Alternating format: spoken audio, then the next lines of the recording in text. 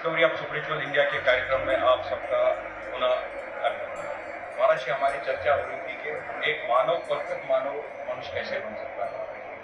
तो अगर महाराज जी इसका एक तमोगुण को हम छोड़ देंगे, महाराज जी इस तमोगुण की आवश्यकता तो है, कर्म तो करने पड़ेंगे। महाराज जी भगवद गीता में भी भगवान ने कहा है कि कर्म तो करने बहुत जरूरी है, कर्म करने हैं और उसके साथ साथ में सात्विक भी होना आवश्यक है। महाराज जी तो मैं ये चाहूँगा महाराज जी, मेरा आपसे आग्रह है, विनम्र निवेदन है कि आप सतोगुणी बनने के लिए एक मानव को क्या क्या स्टेप लेने चाहिए, और 5 बड़े स्टेप महाराज जी हमारे दर्शकों को महाराज जी बताएं। जहाँ तक सतोगुण और रजोगुण के मिश्रण की बात है, रजोगुण के अनुसार व्यवहार करने ही है, करने भी चाहिए। कोई भी संत, कोई भी ग्रंथ ये नहीं कहेगा कि आप अपने कर्म को छोड़ दें।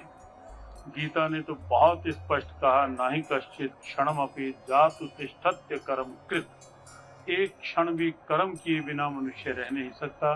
कर्म को करना है, लेकिन आओ एक ढंग सीखें हम कि कैसे कर्म करें जिससे कर्म भी हो जाए, धर्म भी हो जाए, कर्म भी हो जाए और कर्म बंधन भी ना बने।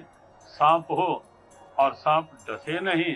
आप बहुत बार देखते हैं कि सांप बच्चों का खेल बन जाता है, विषैले दांत निकल जाते हैं। तो हमारा कर्म हमारा आनंद बने, हमारा व्यवहार हमारा भार नहीं, हमारे जीवन का और समाज का श्रृंगार बने। इसके लिए 5 सूत्रों की जो बात कही गई, एक एक मिनट में हम विचार करते हैं। सबसे पहला सूत्र हम दे रहे हैं आधार, जीवन का बेस, जीवन की फाउंडेशन। आप ईश्वर को जीवन का आधार बने, ईश्वर को जीवन में साथ लेकर के चले। आप पाएंगे कर्म स्वतः धर्म बन जाएगा, कर्म स्वतः पूजा बन जाएगा। जो कर रहे हैं ये स्वीकार कर लें कि हे प्रभु तेरी कृपा से हो रहा है। दूसरा संकेत आधार के साथ आहार, आहार शुद्ध हो, अभक्ष्य भक्षण भूल कर भी नहीं, जीव हत्या किसी कीमत पर नहीं, किसी को कष्ट पहुंचाकर हम सुख चाहें ये संभव नहीं है। आराम चाहिए तो आराम बांटे, सुख चाहिए सुख बांटे। हमारी संस्कृति ने कहीं भी प्राणी मात्र के लिए सुख की और सद्भावना की बात कही है। इसलिए आहार शुद्धि, अभक्ष्य भक्षण नहीं किसी मूल्य पर, और साथ ही साथ किसी प्रकार का नशा नहीं जीवन में। आहार बिगड़ा हुआ होगा तो मानवता प्रकट नहीं होगी। आहार शुद्ध सत्व शुद्धि हमारे शास्त्र उपनिषदों की एक दिव्य प्रेरणा है। तो दूसरा सूत्र है आधार, पहला आधार, फिर आहार शुद्ध हो, नशा नहीं हो। इसी के चलते तीसरा सूत्र है व्यवहार, आधार, आहार, व्यवहार। हमारा व्यवहार अच्छा हो। व्यवहार में हम ये मानकर चलें, जो हम दूसरों से अपने लिए नहीं चाहते वो अपने से दूसरों के लिए ना करें। आत्मनः प्रतिकूलानि प्रेषाम न समाचरेत, ये हमारा शास्त्र वाक्य है। हम नहीं चाहते कोई हमारे से क्रोध करे, हम क्यों क्रोध का व्यवहार करें। हम नहीं चाहते कोई हमारा बुरा करे, तो पहल हम करें, हम क्यों किसी का बुरा करें। तो व्यवहार में निश्चित रूप से ऐसा भाव हो, और साथ ही साथ सहज व्यवहार, विनम्र व्यवहार में व्यर्थ की अकड़ नहीं, व्यर्थ का तनाव दबाव नहीं। और चौथा सूत्र है कि व्यवहार तब अच्छा होगा जब हमारा विचार अच्छा होगा, हमारे विचारों में शुद्धता हो, हमारे विचार ऊंचाई के विचार हो। हमारे भारतीय संस्कृति का उद्घोष रहा है सादा जीवन, उच्च विचार, simple living and high thinking. Standard of living अच्छा हो, बुरी बात नहीं, लेकिन स्टैंडर्ड ऑफ लाइफ अच्छा हो ये आवश्यक है। और वो तभी होगा जब आपके अंदर के विचारों में ऊंचाई होगी। तो आओ विचारों की ऊंचाई में जिए, क्योंकि गिरते हैं जब ख्याल तो गिरता है आदमी, जिसने इन्हें संभाला वो खुद संभल गया। तो चौथा सूत्र है विचार, और उसके बाद 5वां सूत्र है आचार, आचरण हमारा अच्छा, हम सदाचारी बने। हमारे जीवन में शिष्ट आचार हो, हमारे जीवन में शौचाचार हो। शौचाचार का अभिप्राय स्वच्छता को हम अपना स्वभाव बनाएं। शारीरिक स्वच्छता, जहाँ हम रह रहे हैं वहाँ की स्वच्छता हो। हम कहीं जा रहे हैं तो गंदगी डालते हुए ना चलें, स्वच्छता को अपना स्वभाव बनाएं। ये शौचाचार है। गंदगी डालने में संकोच, गंदगी उठाने में संकोच नहीं, शौचाचार, शिष्टाचार हो।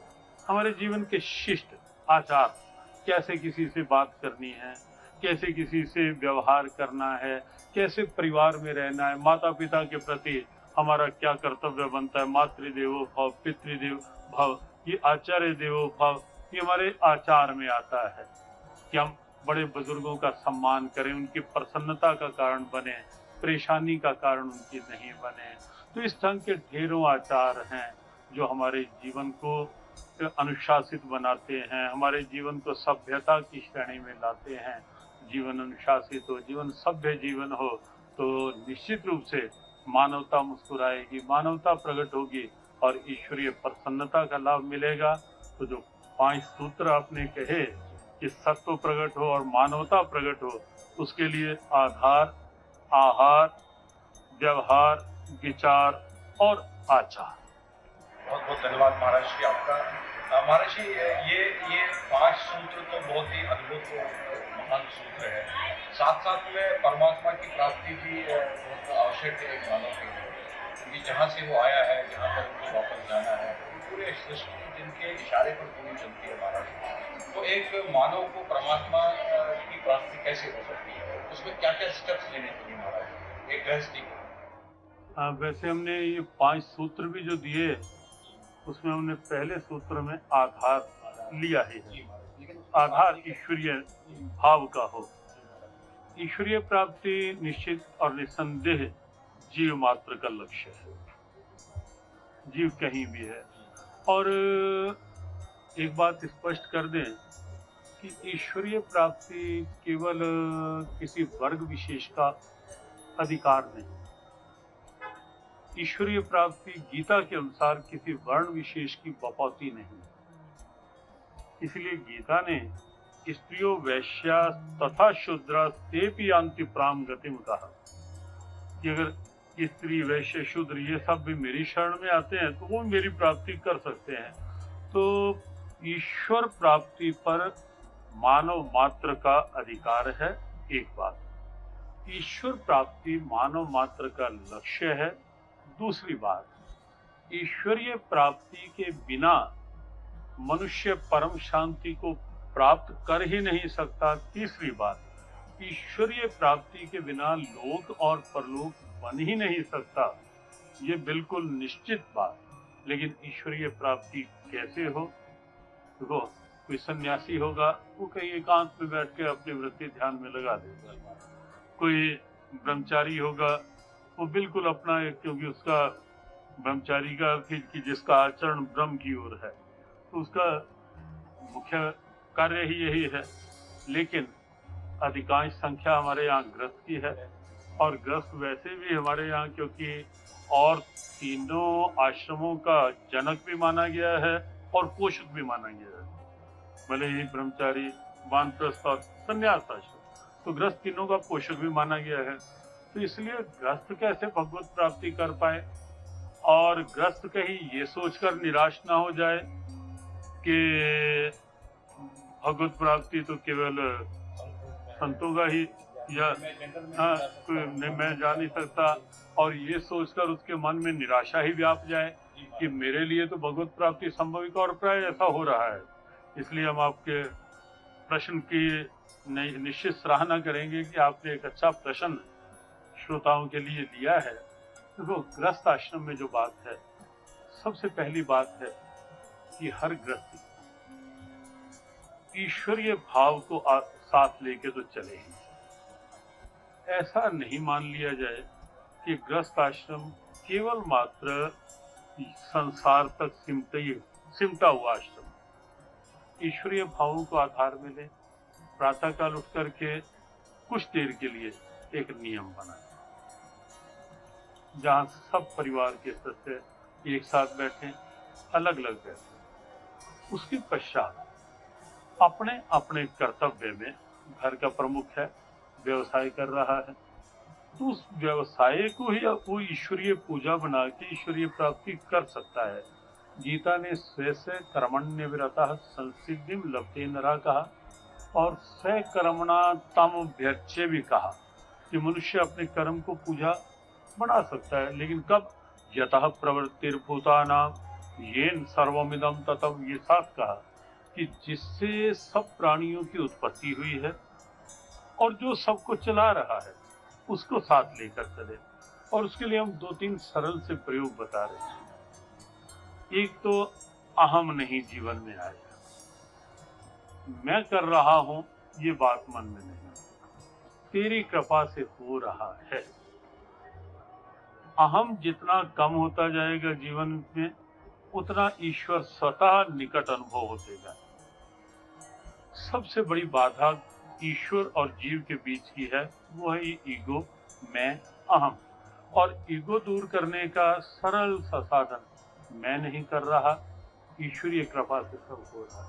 कर्म करे, लेकिन वो घर से बाहर निकले कहीं भी तो पंडित मदन मोहन मालवीय जी का एक वाक्य स्मरण कर लें कि 4 बार उन्होंने कहा नारायण नारायण नारायण नारायण, स्मरण लेके साथ जाए। घर में आए, ईश्वर का धन्यवाद करें कि दिन भर तूने जहाँ रखा, दिन के पश्चात कार्य पश्चात घर में आया हूँ, आपकी कृपा का धन्यवाद। अहम नहीं। उसके पश्चात दूसरी बात, जो मिला है उसमें आसक्ति नहीं, जो मिला है उसे ईश्वरीय प्रसाद मान करके उपयोग करें।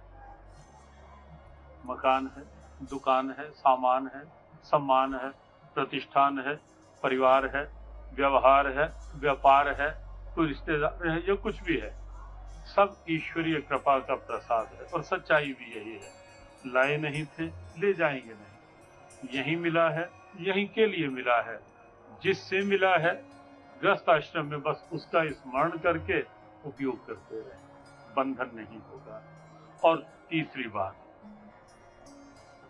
मन में इच्छा इस बात की रखें कि ईश्वरीय कृपा बनी रहे मुझ पर, मेरे परिवार पर, मेरे व्यवहार। ईश्वर से जब इच्छा करें तो उनकी कृपा की इच्छा करें, और इच्छाएं उनके चरणों में छोड़ करके व्यवहार करें, और ये सोच लें कि इच्छा की पूर्ति उसके हाथ में है, मेरे हाथ में मेरा कर्म है। कर्मण्येवाधिकारस्ते मा फलेषु कदाचन। तो कर्म करें, आगे की इच्छा उस पर छोड़कर।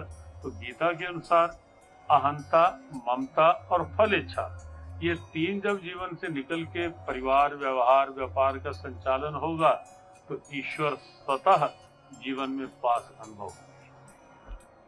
इसके अलावा और क्या मानव को करना चाहिए? और हमारे विचार में गृहस्थ के लिए जो बात है, वो सबसे बड़ी बात है कि गृहस्थ में सद्भावना का वातावरण बना है। गृहस्थ में यदि सद्भावना नहीं, गृहस्थ में यदि पारस्परिक प्रेम नहीं, तो मकान कितना बड़ा बना लें, कितना खुला बना लें, यदि भाव खुले नहीं है तो खुला मकान भी गृहस्थ में शांति देगा या गृहस्थ को एक आदर्श गृहस्थ बना पाएगा, वो संभव नहीं।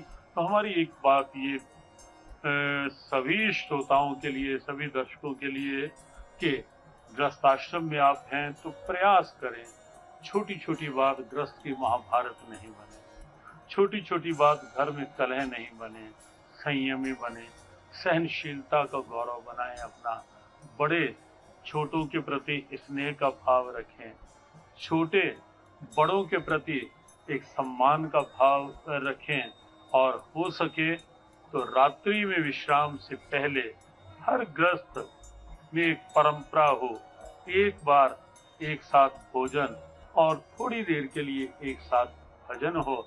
आप पाएंगे गृहस्थ का एक अलग सा आनंद होगा, गृहस्थ का एक अलग सा भाव होगा, और वहाँ आप पाएंगे मानसिक शांति होगी, वहाँ आप पाएंगे पारिवारिक प्रेम होगा, और वहाँ आप पाएंगे ईश्वरीय मुस्कान उस गृहस्थ में स्वतः अनुभव होगी, और देवी देवता अनुकूलता निश्चित रूप से उस गृहस्थ में दिखाएंगे। बहुत ही सुंदर ज्ञानवर्धक चर्चा रही इस सत्र में महाराज श्री के साथ में। महाराज श्री ने हम सबको ज्ञान दिया, अपने ज्ञान के प्रवाह से हमने भी आज शाही स्नान किया। आज के दिन आप सबने शाही स्नान, यही शाही स्नान है, यही मंथन है हमारे विचारों का, कुंभ का यही मंथन है। क्योंकि यहाँ से जो अमृत निकलता है, महाराज श्री की वाणी से जो अमृत निकला, उससे हमने सबको फायदा मिला, आपको भी फायदा मिला और हम सबको फायदा मिला। यहाँ पर हमें एक छोटे से ब्रेक के लिए रुकना पड़ रहा है। ब्रेक के बाद में इस कार्यक्रम को हम जारी रखेंगे।